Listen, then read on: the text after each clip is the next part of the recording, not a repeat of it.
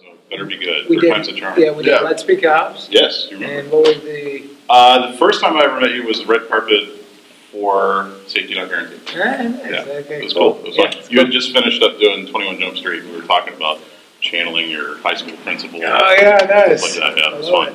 So, hey everybody, I'm Mark Walters of Bigfanboy.com, and I'm sitting here with Jake Johnson and Steve Berg from the movie Digging for Fire, which I really enjoyed this primarily because the whole time I was watching it, I felt like I was watching a memory from my own life. Because, like, especially like when you guys are having the party, I've had that party. We've all been at that party, you know, where like crazy stuff is going on, and you're like, I don't partake in this, but maybe I partake in that, and you know, so we've all kind of been in that scenario. So, and I know that a lot of this is based on an event that actually happened with you, where you did dig up a bone and some things in your backyard, and so let's start there and talk a little bit about how that influenced this. So the director and I, Joe Swanberg, did Drinking Buddies, and we loved doing a movie together, and so we were trying to find another one.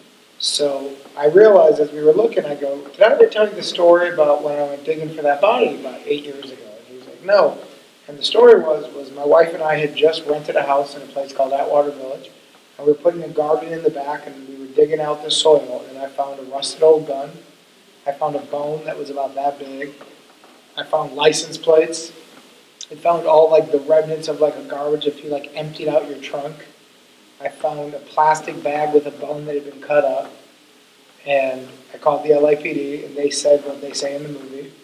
And then that's where the movie gets fictional, because in real life, my wife said, well, let's grab shovels and look for a body. Yeah. And in this, we separate the two so we can have two different stories. Right, right. And there's definitely a theme in the film about, I guess, being sort of discontent with your current lifestyle. Yeah. Like both you and your wife kind of go off to do different things. Let's start with talking about like you to do anything but doing the taxes. You invite like all your buddies over, and you have this huge big party and everything. Has that moment also kind of come from personal experience, or did any of that, or was that all just kind of improvised throughout the film? Well, that wasn't improvised. That was a story thing. Yeah. The dialogue is improvised, but the story is beaten out. And not really, you know. Actually, in my life, I am different than the character I mostly play in that of blowing things off. I like doing things right away, and I actually get really like crazy with projects. Yeah. So the other side to an extreme level. So the other side, the reality of it is I'd be like so deep into my taxes that I would like call my buddies. I'd be like, I can be your accountant. Yeah. Like, I know how to do this, man. 100% accurate. We are throwing money away, man. Yeah. So if you look at this, and then it would be, the weekend would be about getting so into figuring out taxes and being like, why didn't we figure this out 10 years ago? Yeah. We could have been making money hand over fist off taxes. There's nothing half-assed about Jake Johnson. Yeah. It's all or nothing. It's all or nothing. And so the movie and that character is a fictional world because we need to get him slacking and slacking and slacking. Yeah. Steve, there's a moment with you in the film that I also kind of really appreciate because, again, I think it's one of those things where we've all been there, and you have this line where you say, I'm trying to remember, I think this may be a little too much for me, or something like that. And yeah, we've all kind of been in those moments where like we're helping somebody do something, and it's like, I don't know, this may be beyond what I want to get involved with. It's like being at a party where you're like, this is fun, this is great, my friends, and then someone pulls out like a weird drug, you're like, I'm going to call an Uber. I think I'm just going to shut it down right there. Yeah. That's the end for me. And cut. How much of the party scene, was a lot of that, did that just kind of come organically when you guys were talking to one another, or was there any kind of script behind that? No, but everything is organized and beat out. So the actual hang with all these people was far more conversational and mellow and chilled out. Right. But we all knew when they called action, it was time to like heighten the feeling to turn it into more of a party. So like all the coke obviously is fake in the movie. The grass is fake, you know. So when people are like smoking and partying, it's all fake and it's all set up. But it's a nice group of people, and we all knew. You know, Joe explained the feeling of the party that he wanted, and the way that they shoot it is so natural that it feels like it's way more real, way more of a party than it actually is. Yeah. How long did that particular shoot go? You were there. Was it 3 days?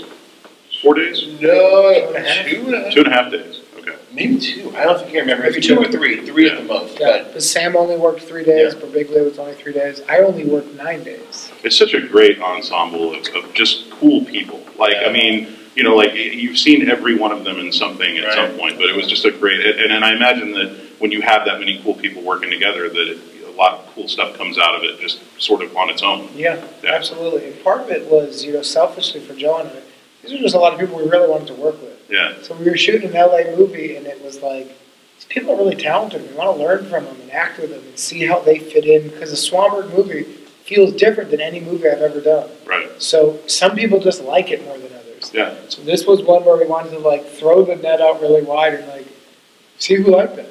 And this is your first narrative, like co-scripting on a film. Like you've got a couple short films, but that's right. But I really did the same amount of kind of writing that I did on this than I did on Drinking Buddies. Right. You know, like we helped crafted the story. The real reason that the writing credit is in there is for union stuff. I got it. Yeah. If I'm really, like, just to be really honest, it was like we have a union that we can't just say story by, improvised by. Yeah. So finally, Joe's like, I'm not dealing with any more paperwork. This is what we're doing. I'm like, man, he's like, for a 15-day movie, I'm not dealing with any more paperwork. Man, I get you. What are some of the reactions that you guys have heard from people who've seen the film? Like, what are some of the feedback you've gotten off of people who have seen it? Steven?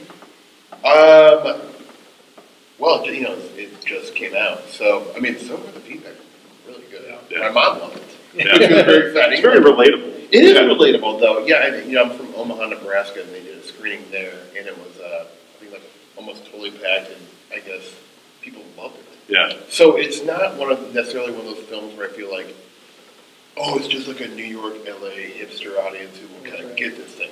Well, people in Omaha, Nebraska really liked it. So it's a really universal idea, you know, people in relationships, and I think everyone can understand that, you know. It's got a hip vibe about it, but, you know, I mean, the flyover states will love this movie, I think, so. Yeah. How about you, Jake? I've been really surprised. So people have been really receptive to it, and I've been really surprised at the amount of discussions about marriage it started. Yeah. What I didn't realize was, because as a human being, I'm very pro-marriage, and as a creator, I'm very pro-marriage.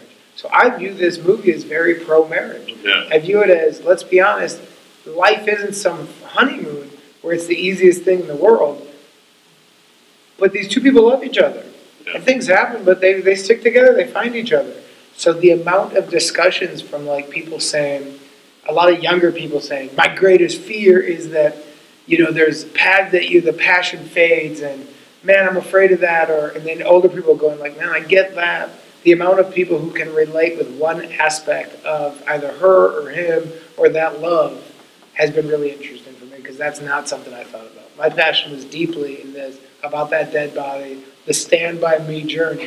You know, that's where I was. I only worked with Ro for 2 days. Right. I was on that hill for the rest. Yeah. And then, you know, tying it all together with a nice ending with us, I felt like, great. I didn't realize what a spark of relationship Swanberg was going to make. Yeah, that's great. I think we got to wrap this up, but I did want to close out by asking, and I want to be very careful how I word this because I don't want to spoil anything in the film. But there's a couple of elements that happen towards the end where that involve rings.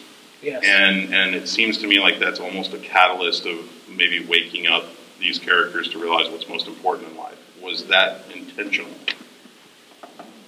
No, not as cleanly as you just put it. I love that. Yes, Yeah, you're which I really liked.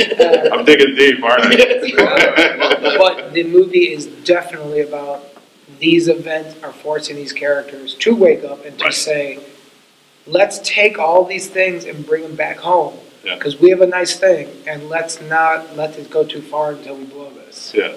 Okay. Very, very cool. Yeah. Hey, when we were out there, you guys were being really loud. I told them that we would be louder. So look, can we be louder to like really freak them out? Like, what do you want to do? Oh!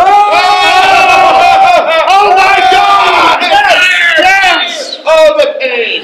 There we go. He's Digging for Fire. I'm Mark Walters of Bigfanboy.com. We'll have more information down below where you can see it. Jake Johnson Steve Berg. Thank you guys. Thanks. Appreciate it. Good to meet you, man.